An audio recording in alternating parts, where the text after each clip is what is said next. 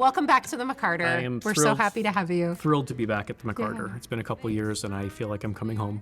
Yes. Well, audiences have loved your work here. I think most recently, Murder on the Orient Express, Murder on the Orient Express, Skylight, Stones in His Pockets, and Turning Off the Morning News. Awesome.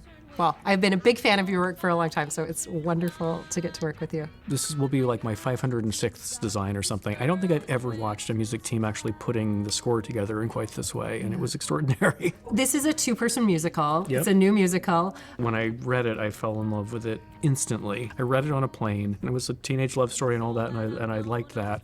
And then I got to the end, and I was like, holy crap, I didn't see that coming. And all of the clues were there, but I didn't know where it was going, and I loved it so much. Something that I have admired about your work is that it can anchor us in a real emotional, grounded place and also be poetic. I feel like in a world where people are going to sing their emotions, sometimes a realistic surround isn't the right idea, but for this show it felt such the right idea. And I think there's so much of Caroline that we'll be able to see in this room that is, the base of it is kind of like a little girl's bedroom, but a teenager now inhabits it, and what she's done to transform that space and sort of the angst and the pain that she's going through and how we can express that in the set. You had met with Stefania, our projection designer, and then I met with her a couple of weeks ago, and she was showing me some of it, saying, well, what if the art on the walls is this? And then that spills out into video as their emotions kind of blow outside the room, and we move into this musical theater world that is bigger than the reality of the space. Yeah.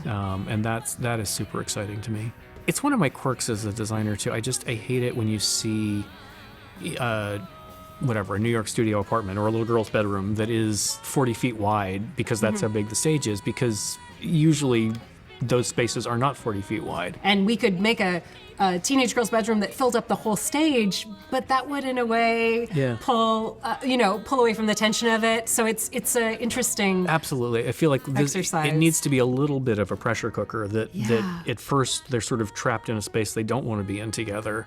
And if it was too big and they could escape each other, I don't think it would work well. The proportion felt really right in this theater to me, but it is tight. And I was glad that we're making kind of the right size pressure cooker. I think in the case of INU, it is going to be more the video and the lighting that are visually driving those kind of moods and feels. But the set is a really important frame for that and canvas for that, I think. We're balancing this kind of intense realism of the room with sort of the liminal space around it that will be activated in the course of the show that takes us into the kind of musical world and the imagined world. And it was sort of initially why I was wondering if we wanted realism in this, but I think we found a way to kind of balance realism with a lot of empty space to allow both things to happen. Another day, Caroline, the fake smiles wearing thin. I and this mystery, here we stand.